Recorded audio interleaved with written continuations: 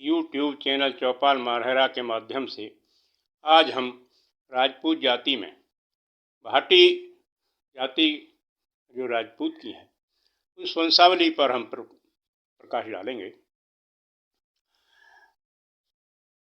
द्वापर काल में दो वंश मुख्य रूप से चल रहे थे, सूर्यवंश और चंद्रवंश।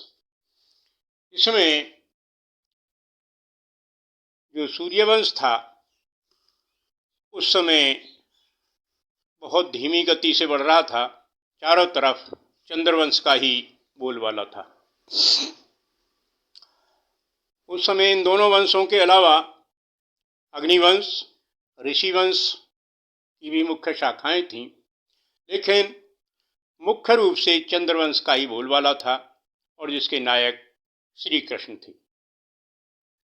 इनमें चंद्रवंश में यदुवंश, सोमवंश, चंदेल, तंवर, वैश्य, यंघारे विभिन्न शाखाएं थीं जो कि महाभारत के युद्ध में लड़ीं, जिनकी द्रुपद, विराट, जरासंध या शिशुपाल यानी विभिन्न जो वंशों से अपनी अपनी सेनाएं लेकर के छत्रपाई थी, उन्होंने इसमें भाग लिया था महाभारत में। तो ये महाभारत में युद्ध जो हुआ वह कृष्ण जी के जो मित्र या रिश्तेदार सोमवंशी थे उन पर युद्ध हुआ था। अब हम देखेंगे कि ये जो यदुवंश है या चंद्रवंश में जो यदुवंश की शाखा है उसमें कौन कौन मुख्य हैं। तो यदुवंश में सबसे पहले यादव वंश आता था जो अब जादौन है, क्योंकि यादवों को अहीर लिखने लगे हैं, मैंने पहले भी आपको बता दिया है। तो जादौन, भाटी, जडेजा ये छोकर मुख्य रूप से यदुवंश की ही शाखाएं हैं। आज हम अब तक जो जादौन वंश की चर्चा कर चुके हैं, आज हम भाटी वंश की चर्चा देखेंगे, जिसने बड़ी कुर्बानी दी है। इनका बड़ा विशाल शासन था और मुस्लिम आतताइयों से सबसे ज़्यादा इन्होंने ही लोहा लिया। जिस समय पृथ्वीराज चौहान का अंत हो जाता है, राणा वंश पीछे आता है, लेकिन उस समय मुगलों के निशाने पर केवल यह भाटी वंश ही था। तो सबसे ज़्यादा मुस्लिमों को इन्हीं से परेशानी थी, क्योंकि ये सीमा पर उनसे युद्ध करते थे। ये गुर्जर जो प्रत्याहार वंश था और ये भाटी वंश मिलकर के एक सीमा का प्रत्याहार बनाते थे, जिन्होंने हमारे भारतवर्ष को हूण, शक आदि जो आतताई से उनसे बचाया। तो मुस्लिमों में आज भाटी वंश के जो राजपूत जिन्हें आधवरिया बोलते हैं वो सबसे ज़्यादा मिलेंगे, और भी विभिन्न वंशों ने सबने अपने को भाटी राजपूतों से मेल कराया है। तो ये प्रतापी वंश की हम व्याख्या करेंगे, ये कैसे है, कहाँ से है, कैसे। जिस समय द्वारका में सभी यादवों का नाश हो जाता है, जो कृष्णवंशी थे वो आपस में मर जाते हैं गांधारी के श्राप से। तो वहाँ से जो कुछ बचे थे थोड़ी मात्रा में,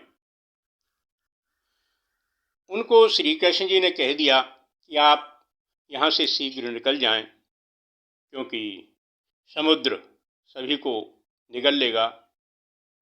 श्री कृष्ण जी ने अर्जुन के साथ जो युद्ध में विधवा गोपिकाएं थीं, जो यदुवंशिन थीं औरतें, उनको भेज दिया और देवताएं जो अर्जुन के घमंड को दूर करने के लिए भीलों के रूप में रास्ते में मिल जाती हैं, वहां उनको लूट लिया जाता है। खैर, बाद में वो इस अवस्था में रहीं कहाँ रहीं, अधिकांशतः वही भील जाति पीछे आकर के इन्होंने सबने मिलकर के एक संगठन बनाया है जो भाटी राजपूतों में उसकी गिनती कराई जाती है। लेखों में यही आता है कि भाटियों में जो वीर कबीले के राजपूत थे वो सब सम्मिलित थे, उन्हीं में से थे। अब ये भाटी जो राजपूत थे, जिस प्रकार यदुवंश यानी जादौन वंश वहाँ से चल करके करौली आया और करौली से उन्होंने अपने प्रस्थान के लिए, अपनी पहचान के लिए अलग गोत्र बनाए और तय किया कि हमारे जो गोत्र होंगे वो सर्वसम्मति से यदि नहीं हो पाते हैं तो झुंड के मुखिया के नाम पर या जिस जगह पर प्रथम निवास होगा उसके आधार पर हमारे गोत्र बनेंगे, जिससे कि शुद्धता बनी रहे। उसी प्रकार से ये भाटी वंश यानी जो कुछ वहाँ से अलग अलग तरफ को चले हैं तो उन्हीं में भाटी भी आते हैं। भाटी पहले तो यदुवंशी थे, लेकिन क्योंकि सर्वप्रथम उनका स्थान जो रुकने का पड़ाव बना वो भटनेर बना, इसलिए उनको भाटी की संज्ञा दी गई। यदुवंशियों की जो शाखा प्रथम पड़ाव में भटनेर पर रुकी, वहां उसको भाटी नाम दिया गया। उस जगह पर जड़सल और बड़सल दो जो नेतृत्व कर रहे थे, उन्होंने जैसलमेर, बाड़मेर नामक जो क्षेत्रों पर अधिकार करके अपने नगर बसाए। इनके साथ अत्रि और धौम्य ऋषि भी कुछ दूर तक चले हैं।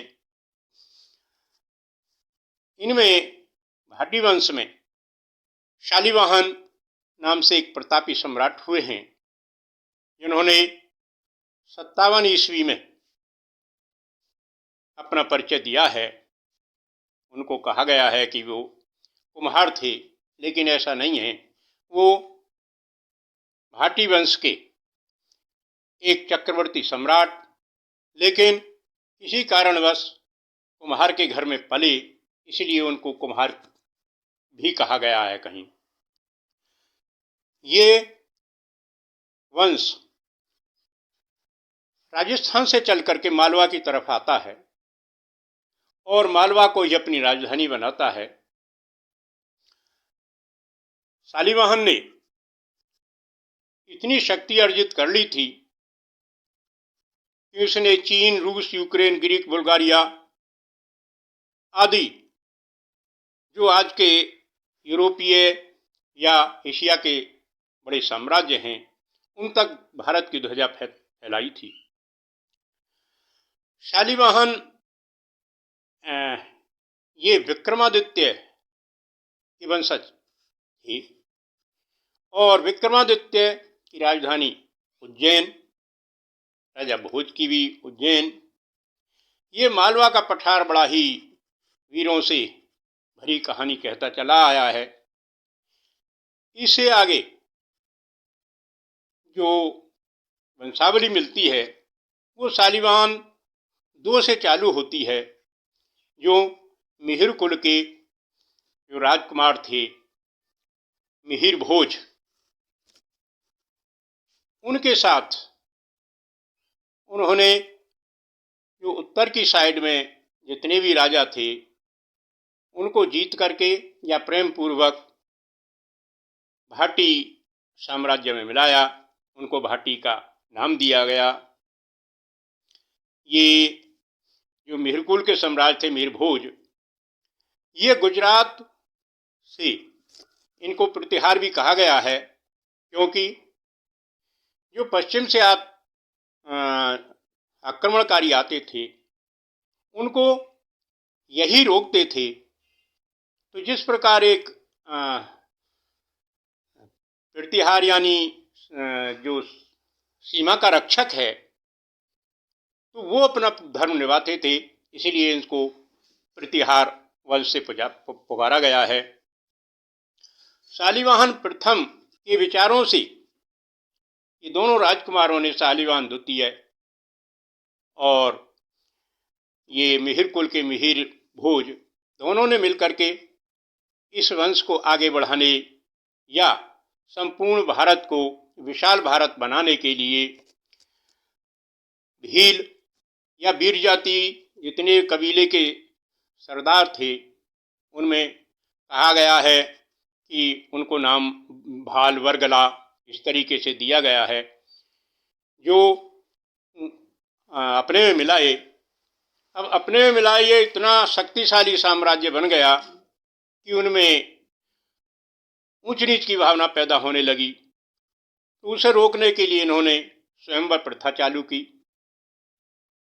जिस प्रकार आज जादौन के जो कुछ झुंड थे वो अपने को जाट कहते हैं, उसी प्रकार ये भाटी वंश में भी गुजर अपने आप को कुछ भाटी होते हुए भी वो राजपूत कहलाने में शर्म महसूस करते हैं, जबकि गुजर भी राजपूत हैं, पहले क्षत्रिय थे, लेकिन इन्होंने भी गुजरात में अच्छी अच्छी सल्तनतें की हैं। भाटी वंश के जो क्षत्रप हुए हैं उन्होंने मुसलमानों से जबरदस्त टक्कर ली है, भारतवर्ष के इतिहास को गौरवशाली बनाया है। मैं इस भाटी वंश पर गर्व करता हूँ और जो छोटे मोटे सूत्रों से इतिहास मिला है मैंने आपके सामने प्रस्तुत किया है। कोई त्रुटि हो गई हो तो गलत उसे क्षमा करना, और मेरा चैनल चौपाल मारहरा श्रीपाल सिंह के नाम से है, उसे सब्सक्राइब जरूर करें। धन्यवाद और नमस्कार।